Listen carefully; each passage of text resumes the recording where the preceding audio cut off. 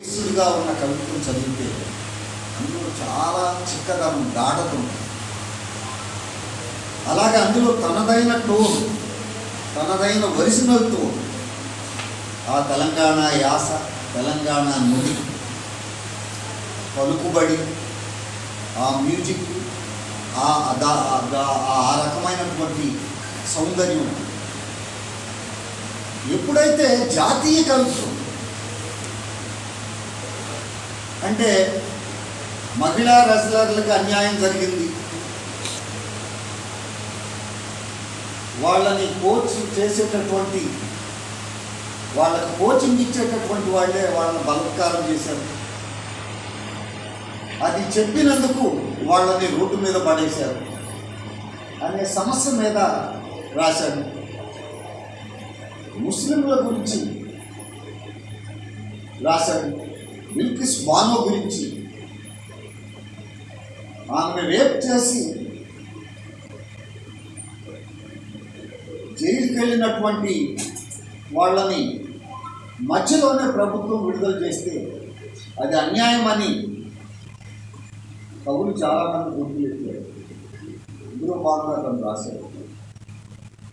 వజ్రోత్సవాల పేరుతో స్వాతంత్రం మనకి వచ్చి అన్నాళ్ళైంది ఇన్నాళ్ళైందని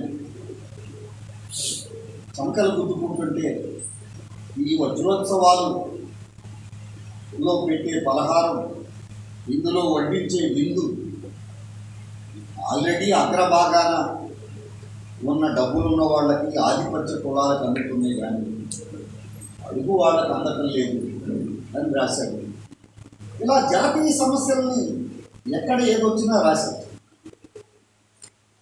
జాతీయ సమస్యల గురించి రాసినప్పుడల్లా ఒక క్రిటిక్గా కనపడాలి. ప్రాంతీయ సమస్యల మీద, ప్రాంతీయ జీవితాన్ని కవిత్వంగా మార్చినప్పుడు ట్రూ పొయిట్గా చాలా ఆహ్లాదకరమైన మనకు ఒక ఫీల్ని, ఒక అనుభూతిని, ఒక గొప్ప ఎరుకని ఇవ్వగలిగే కవిత్వం రాశారు. మీరు కావాలంటే చూడండి.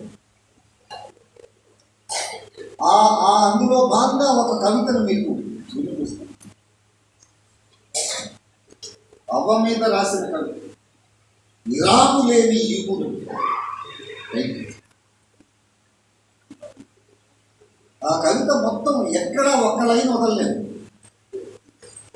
ఎక్కడ పలచదనం కనపడుతున్నాను. చూడండి. సుక్కకు తెగబడ్డ నాయనతోటి అవ్వకు సుఖం ఎంత దక్కిందో తెలవదు, కానీ దాని సూరు నుంచి 5 సుక్కలం కారిన. తల్లి చూడు నుంచి 5 చుక్కల కారణం ఉంటే 5 దగ్గర. అద్భుతమైన ఇది ఇతని స్టైల్, ఇతనిదైన టోన్ ఇదే. సీయకూర వండలేదని సింధులేసినోని చేతుల సీము నెత్తులు ఇడిసి సీపురు దెబ్బలు తిన్నా, సీకట్లనే సూర్యుణ్ణి కొట్టి లేపేటి సీపురు అవ్వ. ఇలా వర్ణించుకుంటూ వస్తాడా.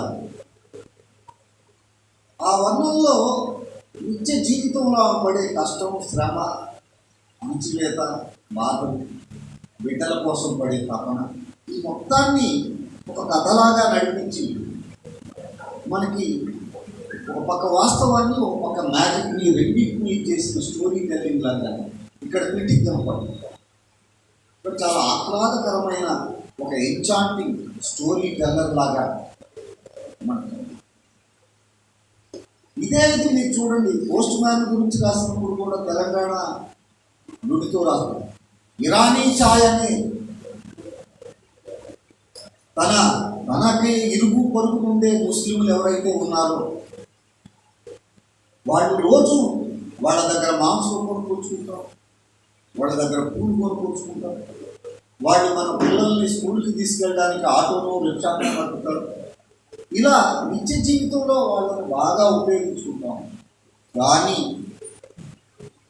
వాళ్ళ గురించి మాట్లాడాల్సి వచ్చినప్పుడు మాత్రం ఏదేమైనా ముస్లింలు వాళ్ళదంతా వేరే. ఈ సమాజంలో ఎంత అభ్యుదయవాదులైనా కూడా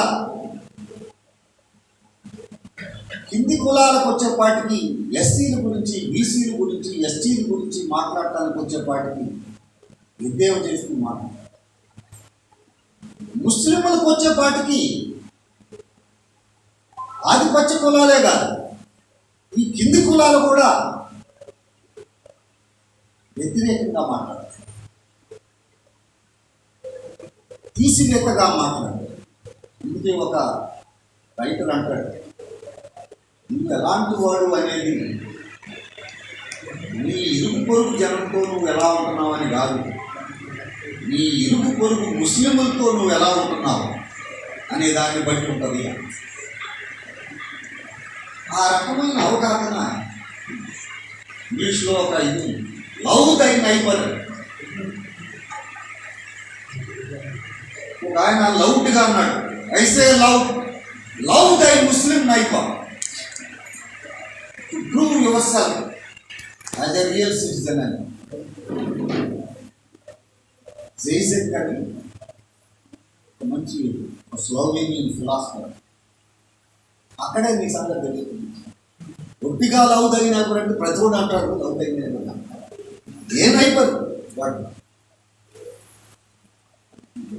ఆ ముస్లింల గురించి మనకున్న ఆ జనరల్ భావాన్ని ఖండిస్తూ, మనకే కాదు మన అభ్యుదయవాదులు అనుకునేటటువంటి వాళ్ళల్లో ఉన్న ఆ ఇరుకుతనాన్ని ఖండిస్తూ చాలా నిర్మోహమాటంగా రాశారు. ఇంటోటో చూస్తే ఇతని కవిత్వంలో నిర్మోహమాట జీవి కనపడదు.